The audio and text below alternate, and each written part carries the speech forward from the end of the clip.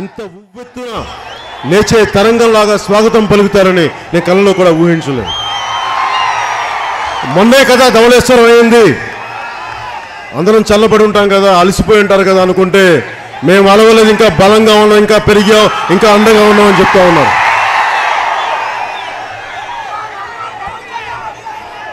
ఇదే కొన్ని సంవత్సరాల క్రితం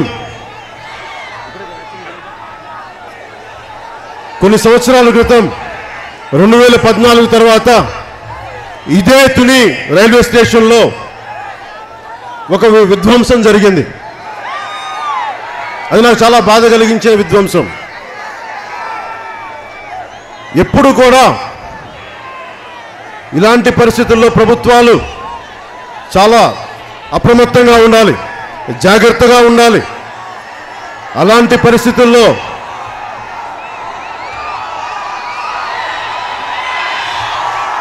తుని ఘటన 2014 తర్వాత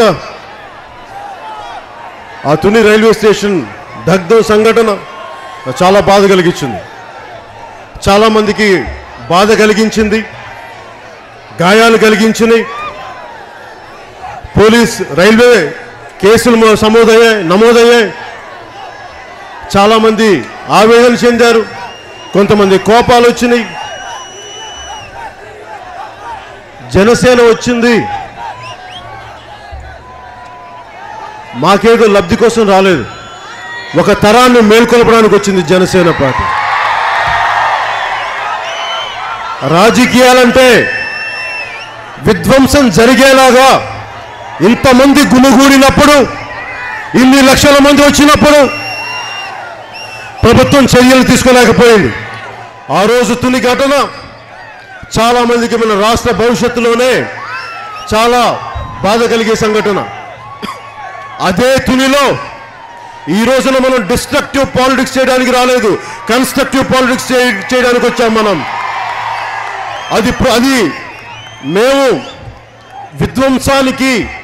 విధ్వంసం జరుగుతుంటే చంద్రబాబు గారిలా చూస్తూ కూర్చోవడానికి రాలేదు, విధ్వంసాలు జరగకుండా ఆపడానికి వచ్చాం జనసేన పార్టీ. రాజకీయాల్లో అందరూ అడుగుతా ఉన్నారు, మీ ఎజెండా ఏంటి? 2014లో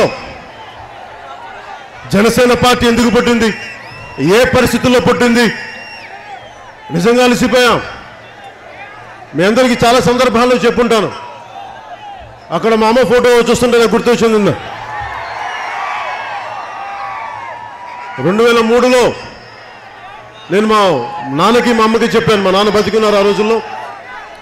నేను విసిగిపోయాను, మన సగటు రాజకీయ వ్యవస్థ వల్ల నేను రాజకీయాల్లోకి వెళ్తానంటే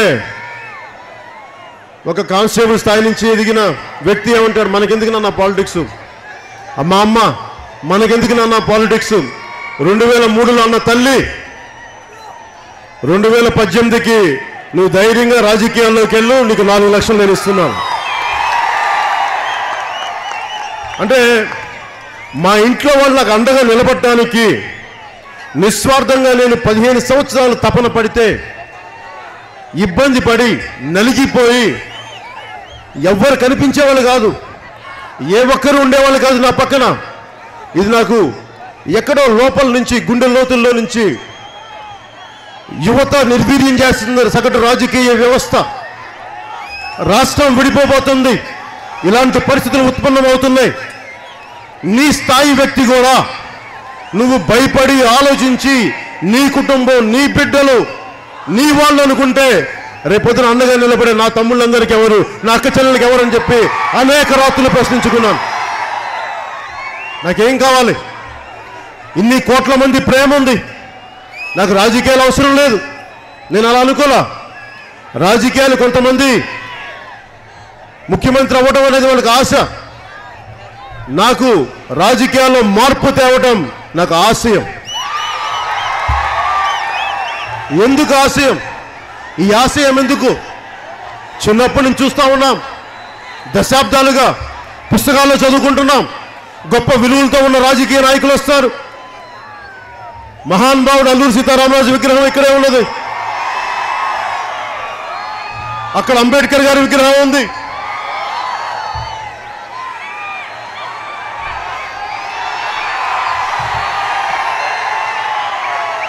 ఇవన్నీ వారి జీవితాలను చూస్తే పాఠాలు చదువుకోమని చెప్తారు మనల్ని చిన్నప్పుడు. మన రాజకీయ వ్యవస్థ కానీ నాయకులు కానీ అంబేద్కర్ గారికి దండ వేసేద్దామా, అల్లూరి సీతారామరాజు గారి విగ్రహానికి పాలాభిషేకం చేద్దాం తప్ప వారి ఆశయాల్ని గుండెల్లో పెట్టుకొని ప్రజల్లోకి సామాజిక మార్పుకి తీసుకెళ్దామని ఏ ఒక్కరికి అనిపించదు. నాకు నిజంగా విసుగొచ్చింది, ఆవేదన చెందాను. అందుకే 2014లో కూడా మీరందరూ ఇంతమంది ఉన్నారు. ఎందుకు నేను పార్టీ పెట్టాల్సిన అవసరం?